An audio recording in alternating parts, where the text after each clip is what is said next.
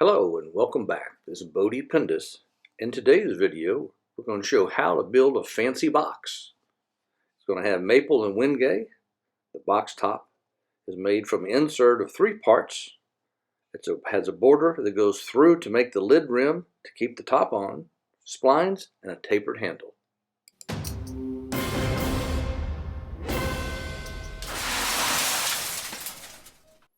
First thing I do is construct the top and the bottom out of panels that I build and make up that include the maple, and the wingay is the middle insert.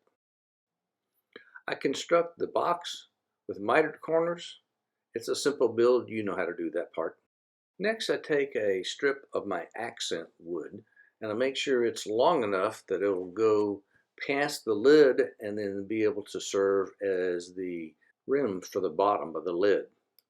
Now this was a tricky part, or the more precise cut they had to make, because these pieces had to overlap, so you had to cut out a little dado in these top pieces to make them fit.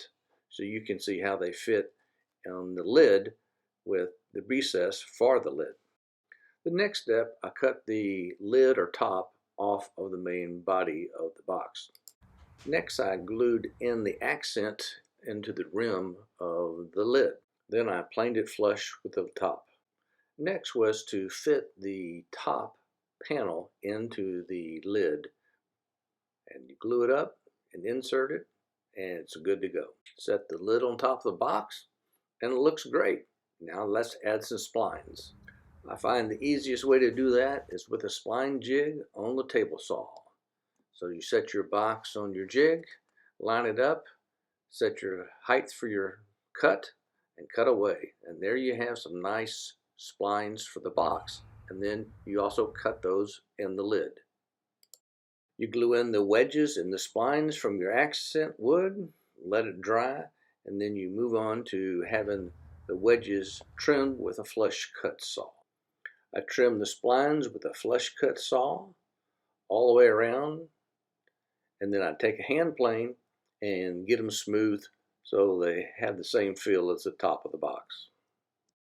Now we're in the closing stretch. Let's glue on the handle. So I make some tape alignment aids, and I just take glue and press the handle under the box, and we have a handle. Voila! The box is complete. Now all we have to do is add the bead for the beads of courage.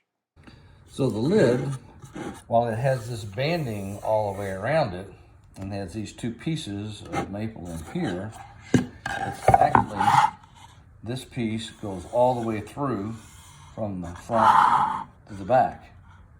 And the edging, you can see how thick it is. And it's cut just so you have a small bead comes around the perimeter of the top.